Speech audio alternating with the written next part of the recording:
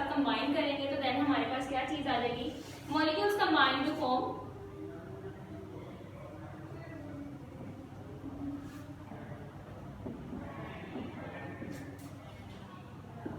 Organelles and cell. अब यहाँ पे क्या चीज आएगी, हम first of all living things, living organism के अंदर बहुत सारे जो है ऑर्गेनेलिज मौजूद हैं, जिसमें से कुछ के बारे में मैं आपको बताती हूँ, जैसे कि राइबोसोम्स, माइटोकॉन्ड्रिया, गोल्जी ऑपरेटस। ये सारे ऑर्गेनेलिज जो है लिविंग ऑर्गेनिज्म के अंदर मौजूद हैं, ठीक है। राइबोसोम्स का क्या फंक्शन है, प्रोटीन सिंथेसिस का ये काम करती है ऑर्गेनिजम्स में। माइटोकॉन्ड्रिया का क्या फंक्शन है, उसका फंक्शन है रिस्पायरेशन करना और एनर्जी को एटीपी की फॉर्म में जो है ऑर्गेनिज्म तक ट्रांसफर करना, ठीक है। रिस्पायरेशन का काम करती है माइटोकॉन्ड्रिया।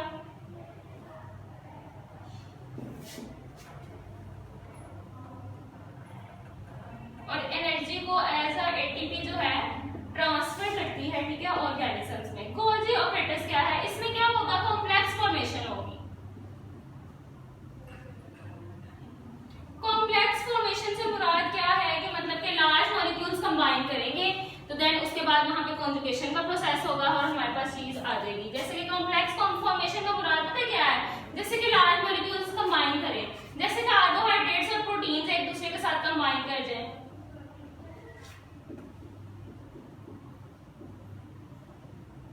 कार्बोहाइड्रेट्स प्रोटीन एक दूसरे के साथ कंबाइन करें, या अगर फॉस्फोरस ग्लूकोज प्लस प्रोटीन्स एक दूसरे के साथ कंबाइन करते हैं तो वो चीज क्या बनेगी हमारे पास, ग्लाइको प्रोटीन बनेगी, ठीक है, जो कि हमारे पास किस तौर पे आएगी, जिसपे हमने क्या किया है, कॉम्प्लेक्स फॉर्मेशन की है, ठीक है। गोल्जी ऑपरेटस का मतलब फंक्शन ही यही है कि वो क्या करेगा, कॉन्जुगेशन का प्रोसेस करेगा, लार्ज मॉलिक्यूल्स जो क्या है बने एक दूसरे के साथ कंबाइन करेंगे। यहाँ पे क्या है, फॉस्फोरस ग्लूकोज जो है प्रोटीन के साथ कंबाइन करेगा तो हमारे पास क्या आएगी, ग्लाइको प्रोटीन आएगी। तो ये इस तरह की कॉम्प्लेक्स की फॉर्मेशन करना भी क्या किसके अंदर आता है, गोल्जी ऑपरेटस के फंक्शन में आता है। तो बेसिकली इसमें आपको बताने का सिर्फ और सिर्फ एक ही यानी कि है कि इसमें क्या होगा कि हर ऑर्गेनेलिज का क्या है, सेम फंक्शन है और वो उसको क्या कर रही है, हर एक ऑर्गेनेलिज का अपना अपना फंक्शन है, डिफरेंट फंक्शन है, और ऑर्गेनिजम्स के अंदर जो है उस फंक्शन को क्या करें, परफॉर्म करें। नेक्स्ट चीज यहाँ पे अगर हम सेल के बारे में डिस्कस करें तो सेल क्या है, एक फंक्शनल और स्ट्रक्चरल यूनिट है, ठीक है। सेल एक स्ट्रक्चरल और फंक्शनल यूनिट है। Without cell life never survive, जो मैं आपको बहुत पहले भी बता चुकी हूँ। जिस तरीके से फॉस्फोरस हमारे पास जिस तरह ये टॉयज वगैरह हैं, फ्लोक्स वगैरह, अगर इनके जो है सेल्स वगैरह खराब हो जाते हैं तो वो कभी भी जो है उस तरीके से नहीं चल सकती। इसी तरह हमारे अंदर भी बहुत सारे सेल्स मौजूद हैं, ठीक है। नेक्स्ट हमने जो पढ़ना है बहुत सारे ऑर्गेनेलिज, नेक्स्ट हमारे पास आएगा टिश्यू लेवल।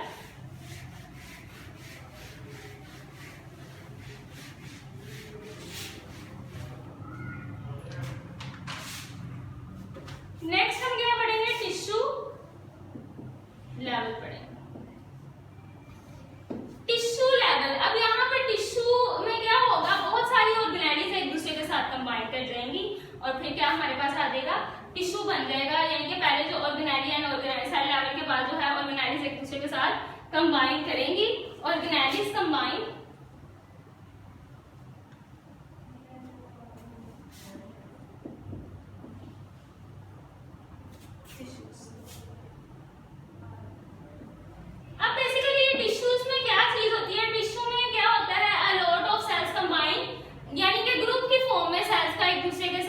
कंबाइन कर जाना और लूज शीट बना लेना, एक क्या कहलाता है, टिश्यू कहलाता है। लूज शीट जो हमारे पास आएगी ना,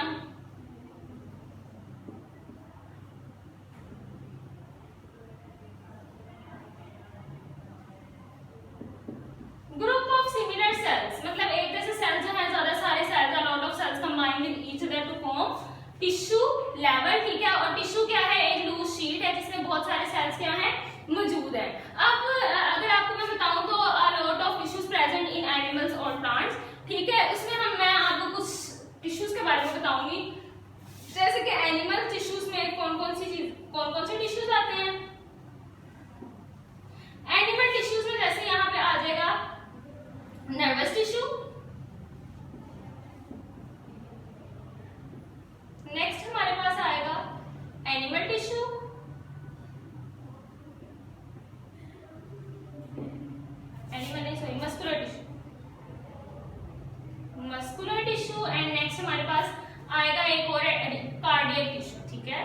नर्वस टिश्यूज का वर्ड किसके साथ रिलेट करता है? हमारे नर्वस सिस्टम के साथ रिलेट करता है। हमारी नर्व्स के साथ नर्वस टिश्यू का वर्ड किसके साथ रिलेट करता है? नर्वस सिस्टम के साथ, हमारी नर्व्स के साथ जो है ये रिलेट करता है। मतलब कि हमारी ब्रेन में जो मैसेजेस नर्व्स के थ्रू जा रहे हैं, स्टिम 5 कंपोनेंट्स है, स्टिमुलस है, रिसेप्टर है, इफेक्टर्स है, ये सारी चीजें क्या हो रही हैं नर्वस टिश्यूज के, मतलब ये टिश्यूज जो है ये सारे फंक्शंस परफॉर्म करेंगे। नेक्स्ट है मस्कुलर टिश्यूज जो कि हमारे मसल्स में मौजूद हैं, बोन्स में, ठीक है।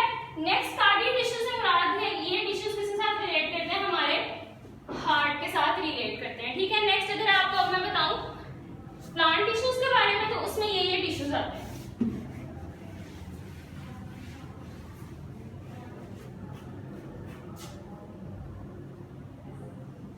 एपिडर्मल टिश्यूज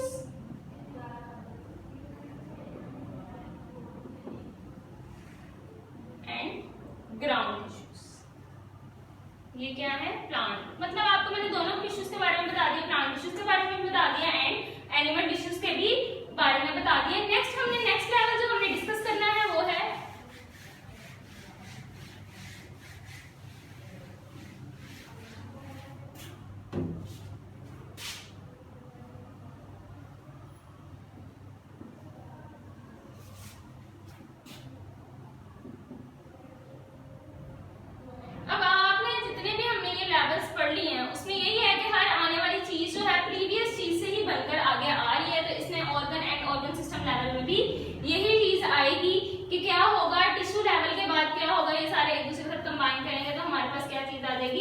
एक ऑर्गन आ जाएगा। अब हमारे अंदर कौन कौन से ऑर्गन्स प्रेजेंट है? स्टमक है,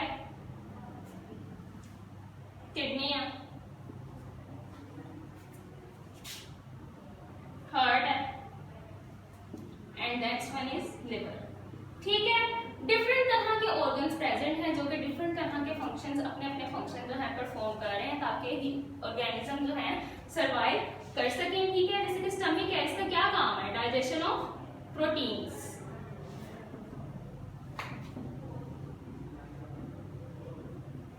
ठीक है, प्रोटीन्स के डाइजेशन करता है, ठीक है। इसके अंदर अब दो तरह के टिश्यूज प्रेजेंट है, एक एपिथेलियल टिश्यू है और नेक्स्ट टिश्यू हमारे पास है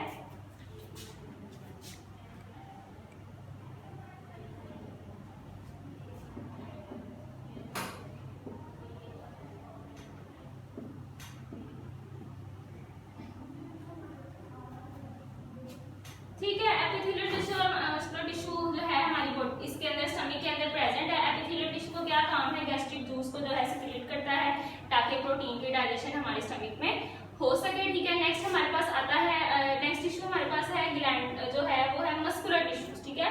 मस्कुलर टिश्यू का क्या काम है? वही है कि मसल्स को कॉन्ट्रैक्ट करता है,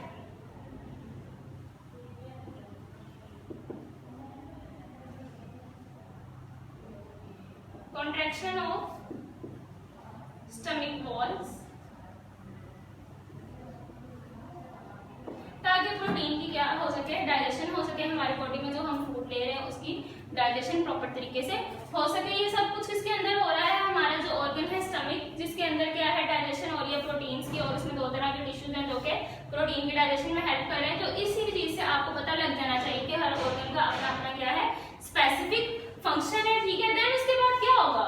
यहाँ पे आप किडनी का क्या फंक्शन आएगा? आपको पता है फिल्टरिंग ऑफ ब्लड किडनी का फंक्शन होता है, मतलब ये हमारे ऑर्गन का filtering of blood. Next heart का क्या फंक्शन होता है? पंपिंग। एंड लिवर क्या करता है हमारे अंदर? सॉरी, लिवर जो है हमारा फिल्टरिंग ऑफ ब्लड है, ब्लड को फिल्टर करता है। एंड किडनी क्या था? किडनी हमारे पास है यूरिन फॉर्मेशन, यानी कि हमारे यूरिनरी सिस्टम को लेकर जो चीज चल रही है वो हमारे किडनी का ऑर्गन है, ठीक है। ये आपको मैंने ऑर्गन के बारे में बता दिया। नेक्स्ट अगर मैं आपको बताऊं ऑर्गन सिस्टम लेवल के बारे में बताऊं कि डिफरेंट ऑर्गन्स एक से अपना अपना स्पेसिफिक फंक्शन परफॉर्म कर रहे हैं। इस फंक्शन को परफॉर्म करने के लिए जो सिस्टम हमारे पास आता है उसको क्या कहते हैं? Organ system level. मैं एक दफा अगेन रिपीट कर देती हूँ कि जो डिफरेंट तरह के ऑर्गन्स हैं वो स्पेसिफिक फंक्शन अपना अपना क्या कर रहे हैं? परफॉर्म कर रहे हैं। और इस सिस्टम को जो जिस सिस्टम के थ्रू वो परफॉर्म कर रहे हैं उसको क्या कहेंगे? ऑर्गन सिस्टम कहेंगे। जैसे कि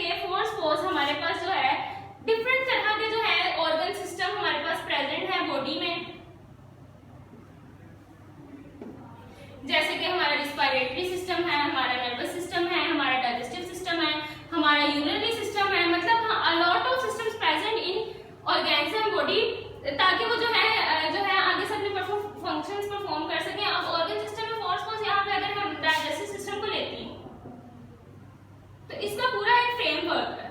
डाइजेस्टिव सिस्टम का काम क्या है? बॉडी में डाइजेशन करना, ठीक है, डाइजेस्टिव सिस्टम में डाइजेशन करना, ठीक है। देन उसके बाद वो क्या करेगा, इसका फ्रेमवर्क क्या है? सबसे पहले ओरल कैविटी आएगी, नेक्स्ट क्या आएगा? स्टमक आएगा, उसके बाद क्या चीज आएगी? Small intestine, large intestine,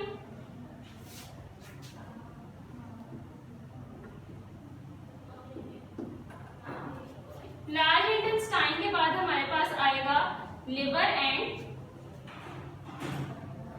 pancreas, ठीक है। तो इसी तरह के डिफरेंट तरह के जो है सिस्टम हमारी बॉडी में वो अपने अपने फंक्शंस को क्या कर रहे हैं? परफॉर्म कर रहे हैं, ठीक है। Organ and organ system level basically यही था। और इसमें क्या होगा, अब नेक्स्ट हमारे पास जो है लेवल आता है इंडिविजुअल लेवल,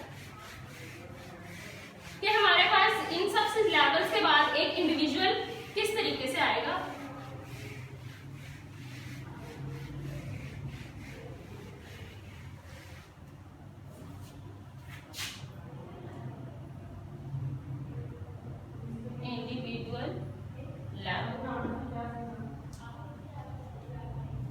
अब हमारे पास इंडिविजुअल लेवल क्या आएगा? यही होगा कि ऑर्गन एंड ऑर्गन सिस्टम क्या करेंगे? कंबाइन करेंगे, एक ऑर्गेनिज्म के अंदर मतलब प्रेजेंट होंगे, तो चीज क्या होगी?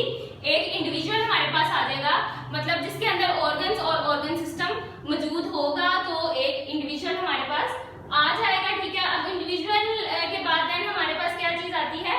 पॉपुलेशन आती है। एंड पॉपुलेशन क्या है? Same species, same species located at the same place at the same time, same place and same time. And what is species? Species is a group of organism which is capable to produce fertile offspring, ठीक है। ये species एक ऐसा group है जो कि आगे से fertile offspring प्रोड्यूस करती है। fertile का मतलब क्या होता है? यानी कि जो आगे प्रोड्यूस कर सके, ठीक है। तो यहाँ पे सेम स्पीशीज से मुराद क्या है? कि जिन जो भी स्पीशीज एक दूसरे के साथ सेम हो, बिल्कुल, ठीक है, वो एक ही जगह पर मौजूद हो, एक ही टाइम पे, वो चीज क्या कहलाती है? पॉपुलेशन कहलाती है। वैसे आम वर्ड से इसको क्या कहते हैं? आबादी, ठीक है। अब इसमें क्या पॉपुलेशन में क्या चीज आएगी? सेम स्पीशीज से मुराद क्या चीज है? जैसे कि हम ह्यूमन बीइंग है, सारे एक जैसे ही है, हमारी स्पीशी एक है, ठीक है। आगे से भी जो हमारी स्पीशी आती है वो भी सेम ही चीजें क्या है? प्रोड्यूस कर पाती है, ऑफस्प्रिंग भी सेम टाइप के होते हैं। तो ये चीज क्या है? सेम स्पीशी आएगी, मतलब कि हम सारे पॉपुलेशन यही है। और इसकी एग्जांपल क्या आएगी कि आपकी बुक में लिखी हुई है कि 2010 में जो है ह्यूमन की जो है पॉपुलेशन ये थी, ठीक है, वो वैल्यू आप वहां से देख लें। नेक्स्ट पॉपुलेशन के बाद हमारे पास आएगी कम्युनिटी। सेकंड लास्ट आपका टॉपिक है। अब कम्युनिटी में चीज क्या आएगी? Different species. ऊपर मैंने आपको सेम स्पीशीज बताया, कम्युनिटी में आएंगी डिफरेंट स्पीशीज में, मतलब कि डिफरेंट स्पीशीज में क्या चीज आते हैं? हमारे बायोटिक फैक्टर्स आते हैं। और बायोटिक कौन से होते हैं? लिविंग। अब यहाँ पे डिफरेंट स्पीशीज से मुराद पता क्या है? जैसे कि ह्यूमन बीइंग्स हम तो हैं, लेकिन हमारे साथ जैसे कि माइक्रो ऑर्गेनिजम्स का मौजूद होना, ठीक है, माइक्रो ऑर्गेनिज्म हो जाना, ये एनिमल्स वगैरह जैसे कैट, डॉग, ये सारा कुछ क्या चीज आती है? ये कम्युनिटी में होती है। It's not in population, because in सबकी स्पीशी एक दूसरे से क्या है?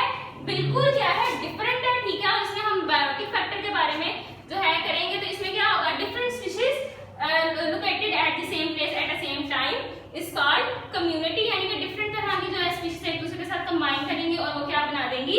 कम्युनिटी बना देंगी। नेक्स्ट एंड लास्ट हमारा कम्युनिटी के बाद क्या चीज बनेगी? बायोस्फीयर, ठीक है। अब बायोस्फीयर में क्या होगा? अगर इधर हमने देखा है ना कि डिफरेंट स्पीशीज मौजूद होंगी, उसमें हम क्या करेंगे? सिर्फ और सिर्फ बायोटिक फैक्टर आएंगे, लेकिन बायोटिक फैक्टर के साथ जब एबायोटिक फैक्टर आएंगे। अब आप यहाँ पे पूछेंगे कि एबायोटिक क्या है? तो एबायोटिक है नॉन लिविंग, सारे non living. Living and non living जब कंबाइन करेंगे तो इकोसिस्टम बना देंगे। इकोसिस्टम बनाने के बाद ये सारा सिस्टम इकोसिस्टम एक दूसरे के साथ क्या कर जाएगा, कंबाइन कर जाएगा, जो कि ऑल ओवर दी वर्ल्ड क्या हुआ है, स्प्रेड हुआ है, यानी कि एबायोटिक और फैक्टर और बायोटिक फैक्टर जो ऑल ओवर दी वर्ल्ड जो है स्प्रेड हुए हैं, वो जैसे कि ये एक इकोसिस्टम है, ये क्या हो जाएगा, एक दूसरे के सारे इकोसिस्टम और इकोसिस्टम कंबाइन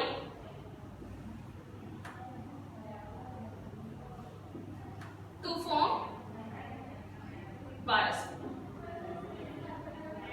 तमाम इकोसिस्टम एक दूसरे के साथ कंबाइन कर देंगे और क्या बना देंगे, बायोस्फीयर बना देंगे। तो बेसिकली हमने आज एक पूरा एक सिस्टम लेवल ऑफ ऑर्गेनाइजेशन पढ़ी है कि सब एटॉमिक से बायोस्फीयर तक बनने में क्या क्या लेवल्स आते हैं, क्या क्या मराहिल होते हैं, जो मैं आपको बता चुकी हूँ। अगर आपके पास कोई इससे रिलेटेड कोई क्वेश्चन होगा या कुछ भी अगर आपने अपने बायोलॉजी सब्जेक्ट से रिलेटेड कोई चीज पूछनी है तो आप कमेंट सेक्शन में लिख सकते हैं। और काइंडली वीडियो को आपने जरूर लाइक करना है और सब्सक्राइब करना है।